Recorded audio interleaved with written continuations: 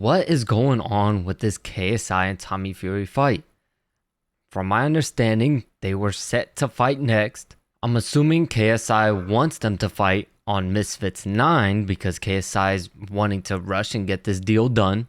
So my assumption is that KSI wants this fight done for Misfits 9 because the card for Misfits 8 has already been put out. And as we see from the past history, Misfits does one pay-per-view and then they do a regular fight on the zone. Then they'll do another pay-per-view. Then they'll do another regular fight. So they have Misfits 8 down as a regular fight card. So I'm assuming Misfits 9 is planning to be a pay-per-view, most likely targeted for the KSI and Tommy Fury fight. I have no real proof of this, but I'm just assuming based on the pattern of how the zone Misfits cards have been going thus far. Is this fight actually even going to be going down is the question.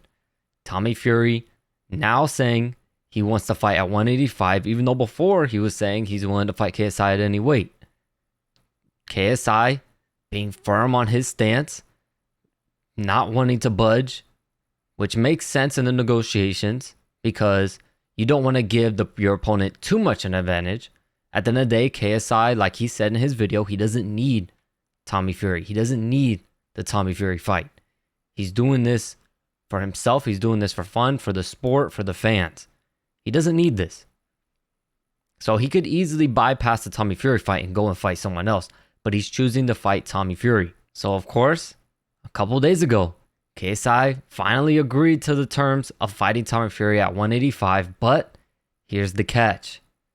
They will have to weigh in the morning of the fight.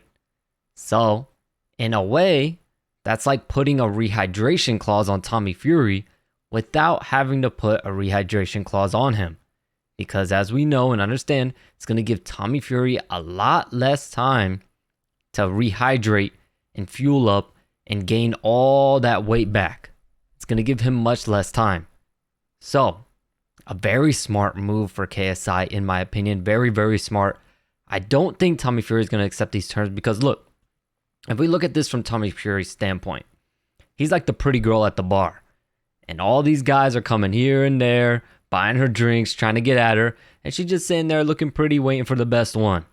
That's Tommy Fury right now. He's got this offer from KSI here. He's got the offer from Jake Paul here. Jake Paul's offering to fight Tommy Fury, I believe it was October or November. And KSI wants to fight Tommy Fury. They both want a piece of him. And Tommy Fury's just looking at them both like, all right, which one seems like the best deal for me? Which one am I going to pick? But the weird thing is that Jake Paul is now under the zone just like KSI is. So there isn't going to be a weird bidding war because they're both under the zone. So this is what's very, very odd about this situation. Normally, you would have two different promotions in a bidding war of which one will have the fight. And then that'll sway the fighter to, all right, this promotion with this fighter is offering me more money. So I'm going to go fight this fight. But they're both under the zone. So who is Tommy Fury going to pick the fight? Are they going to offer him more money to fight Jake Paul? Or are they going to offer him more money to fight KSI? Because they're both, like I said, they're both under the zone. So Tommy Fury just seems like from his perspective, he's just sitting, just waiting, just being patient, just trying to see what the best deal is that comes across his table. But here's the thing. This is why the KSI fight might not happen.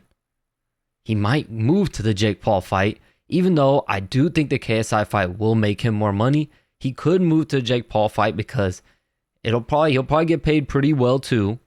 And in my opinion, it's a less dangerous fight for him. Jake Paul's style fits perfectly for Tommy Fury's style. KSI's style is going to be a little bit more harder to fight. KSI isn't going to gas out like Jake Paul gasses out. KSI is going to put a lot more pressure on him than Jake Paul did. It's a much harder fight stylistically wise fighting KSI than it is fighting Jake Paul. So the question is, where is Tommy Fury going to go? He has three options. He can either fight KSI, he could fight Jake Paul, or he can skip out on the influencer scene as a total and go fight somewhere else. I do not think he's going to fight Vidal Riley. I would love to see them fight, but he's not going to go fight Vidal Riley. Vidal Riley is in another situation, which we'll talk about in another video. But I do not see Tommy Fury fighting Vidal O'Reilly. So I think all that's left for Tommy Fury are those three options: KSI, Jake Paul, or fight a ranked opponent in the pro rankings and try to work his way up to a British title and maybe someday a world title. So overall, do I think this fight is going to happen? I don't think so.